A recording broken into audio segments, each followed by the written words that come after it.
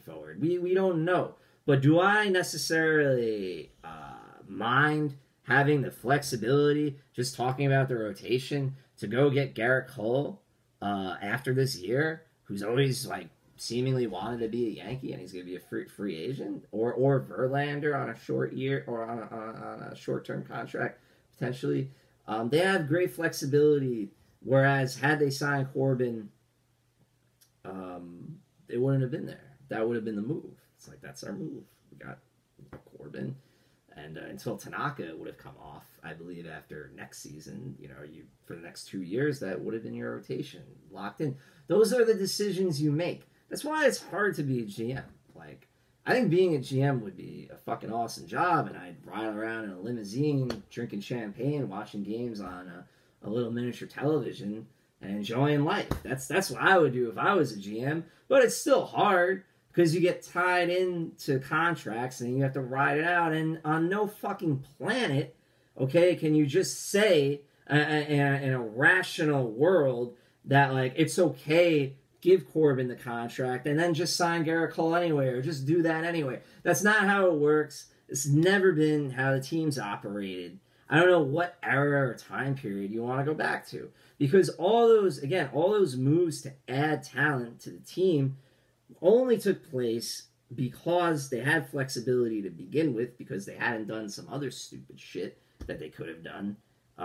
Like, I'll give you a perfect example. I mentioned Sammy Sosa. That wouldn't have even been a bad move. They might have won the World Series in 2000 with Sosa, and they would have signed him to a huge extension, and they would have been more of an offensive-driven team in the early part of the 00s.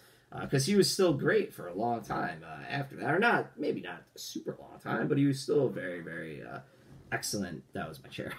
he was still an excellent power hitter, going I believe through 03. So you would have got, another 3 excellent years out of Sammy Sosa. But let's say, they wanted Albert Bell. Okay? They wanted Albert Bell instead of Bernie. Again, because that was the perception at the time, that your hulking, slugging corner outfielder in the mode of an Albert Bell or Juan Gonzalez simply had more value than a guy who hit 25 home runs, albeit with a phenomenal batting average, OBP, blah, blah, blah. No knock on Bernie. Albert Bell was a monster. Obviously, in hindsight, you say, holy shit, like, good thing that didn't happen. Albert Bell ended up having hip problems. The point is, the reason why people say, holy shit, good thing that didn't work out, is because had they done that, they wouldn't have been able to make other moves, and they would have been locked into Bell. So I'm saying they've always had a budget, even though they do spend a lot of money. They have a budget, and this team's being run in a very intelligent fashion right now. Passing on Corbin was the right thing to do. Re-signing Happ was the right thing to do. And I have confidence that they're going to continue to make good moves. Literally, the only move they've made the past 2 years that I wasn't really ecstatic with is Zach Britton. Just because I'm not enamored with how his walk rates elevated and his strike rates plummeted. And I can't stand watching guys walk people. And they're still pretty enticed by that sinker. And I will say it is the best single pitch for a reliever since Mo's cutter when it's working. But whether he's ever going to get back to where he was, we'll see. But that's really the only thing they've done in 2 years that I haven't been thrilled with. And if they end up not getting Machado, that would be the second thing.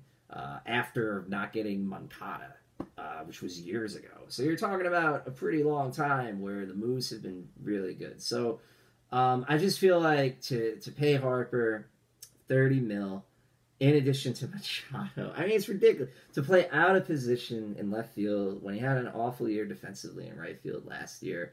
You do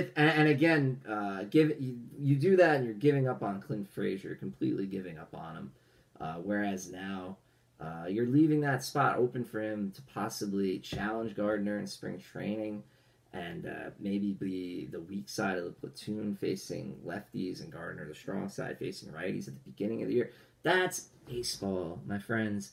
Baseball is a young player starting the year as the right-handed platoon partner for an older left-handed hitter and then balling out and maybe taking the job. That's fucking baseball, man. And that's what I'm into. And, the Yankees have always had a budget, and I'm looking forward to watching them play baseball again this year. And I do think they're committed to winning. So There you go. That's how I feel.